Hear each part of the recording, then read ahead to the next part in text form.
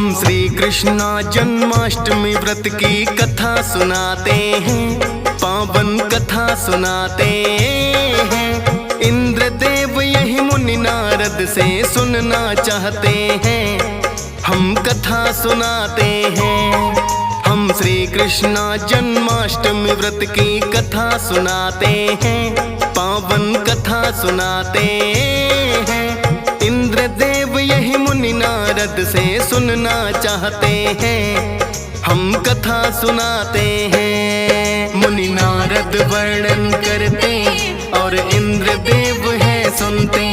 मुनि नारद वर्णन करते और इंद्रदेव है सुनते। प्रिय भक्तजनों, आज हम आपको जन्माष्टमी व्रत की पावन कथा सुनाएंगे। प्रिय भक्तों, आपको ज्ञात होगा कि हर एक व्रत की एक कथा अवश्य होती है और व्रत करने वाले भक्त इस कथा का श्रवण या पठन अवश्य ही करते हैं। वेदों और पुराणों में बार बार वर्णन किया गया है कि किसी भी व्रत का संपूर्ण फल प्राप्ति के लिए व्रत कथा का सुनना अनिवार्य होता है। प्रिय भक्तों, श्री कृष्ण जन्माष्टमी व्रत की भी व्रत कथा है। ये व्रत कथा सर्वप्रथम देवराज इंद्र ने मुनि नारद के श्री मुख से सुनी थी। आज इसी कथा को हम दोहराने का प्रयास करेंगे।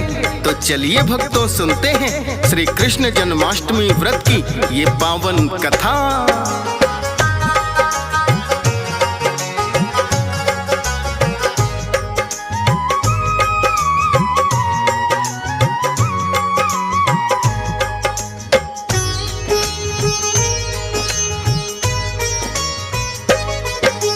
इंद्रदेव ने मुनि नारद से एक दिन ये कहा है, आप तो मुनिवर वेदों और पुराणों के ज्ञाता है। सभी व्रतों में कौन सा उत्तम मुनिवर आप बताएं। मुक्ति और लाभ दोनों ही जिससे मानो पाए। मुनि नारद ने जन्माष्टमी का उत्तम व्रत बतलाया, जिस व्रत के करने से ही एक मोक्ष जा सके पाया। मुनि नारद ने इंद्रदेव को व्रत की कथा सुनाई। सुनने मात्र से ये कथा मुक्ति जा सकती पाई। इस कथा को सुन लो भक्तों, हम दोहराते हैं, पावन कथा सुनाते हैं। इंद्रदेव यही मुनि नारद से सुनना चाहते हैं, हम कथा सुनाते हैं। मुनि नारद वर्णन करते और इंद्रदेव है सुनते। मुनि नारद वर्णन करते और इंद्रदेव है सुनते।